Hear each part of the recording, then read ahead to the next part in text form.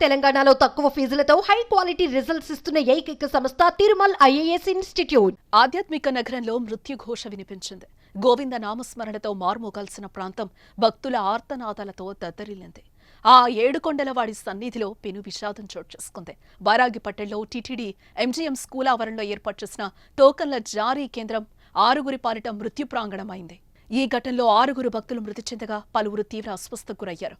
ఇక ఈ ఘటనకు బాధ్యులు ఎవరు అనేది ప్రశ్నించడం కొద్దిసేపు పక్కకు పెడితే వైకుంఠ ఏకాదశి టికెట్లు జారీ చేసే కేంద్రాల వద్ద ఓ భక్తుడు మాట్లాడిన వీడియో ఇప్పుడు వైరల్గా మారింది.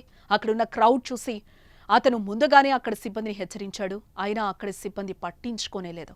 ఆ భక్తుడి మాటలు విని ఉంటే ఇంతటి పెను ప్రమాదం జరుగుండేది కాదు కదా అని కొందరు అభిప్రాయపడుతున్నారు. ఇంతకు ఆయన ఏం మాట్లాడాడో ఇక్కడ ఒకసారి చూద్దాం. మరి ఇక్కడ క్రౌడ్ పెరిగే కొద్దీ, వచ్చే జనం పెరిగే కొద్దీ ఒకళ్ళ మీద ఒకళ్ళు తొక్కుకుంటూ పోతారు. తొక్కుకుంటూ పోతే ఏమైనా జరగరాని జరుగుతాయి. ముందుగానే ఫ్రీగా ఉన్నప్పుడు క్యూ లైన్ లో పాసేజ్ చేయొచ్చు కదా అని మా అభిప్రాయం. అంటే మీరు వెళ్ళిపోతారు, దాని తర్వాత ఆహార భద్రత అంతా వాళ్ళు కదా చూడాలి. వాళ్ళైతే టైం స్లాట్ అనేది ఇచ్చారు కదా. ఆహారం ఇక్కడికి వచ్చే వాళ్ళు అన్ని ప్రిఫరెన్స్ లోనే వస్తారు. మా దగ్గర యాపిల్ కాయలు ఉన్నాయి, బిస్కెట్లు ఉన్నాయి తినడానికి. రేపు పొద్దున వరకు సరిపడగా తెచ్చుకున్నాము. మీరు పెట్టే భోజనాల మీద ఆధారపడి ఉన్నాం కదా.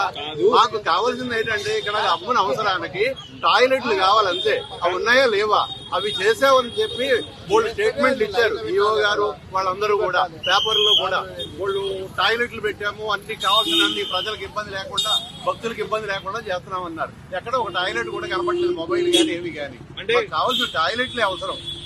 విన్నారు కదా, ఆ వీడియో ఓ భక్తుడు ముందే అక్కడ సిబ్బందిని హెచ్చరించాడు. చాలా మంది వస్తున్నారని, ఫ్రీగా ఉన్నప్పుడు ఒక్కొక్కరిని వదిలేస్తే బాగుంటుంది కదా, చాలా మంది వచ్చిన తర్వాత ఒకేసారి లోపలికి పంపిస్తే జనం తొక్కుకునే ప్రమాదం ఉంది. క్యూ లైన్లో చాలా మంది పిల్లలు, చిన్నారులున్నారు. ఇంకా చాలా మంది 2 రోజుల నుంచి లైన్లోనే ఉన్నారు. అలాంటి వారిని క్రౌడ్ తక్కువగా ఉన్నప్పుడు పంపిస్తే మంచిదని అభిప్రాయం వ్యక్తం చేస్తూనే ఏదైనా తొక్కిసలాట జరిగితే ఎవరు బాధ్యత తీసుకుంటారని కూడా అతను క్లియర్గా హెచ్చరించాడు. ఇక ఈ వీడియో ప్రస్తుతం సోషల్ మీడియాలో వైరల్గా మారింది. ఈ పెద్దాయన చెప్పినట్లు చేసుంటే ఇవాళ ఇలా జరుగుండేది కాదు కదా అంటూ పలువురు స్పందిస్తున్నారు.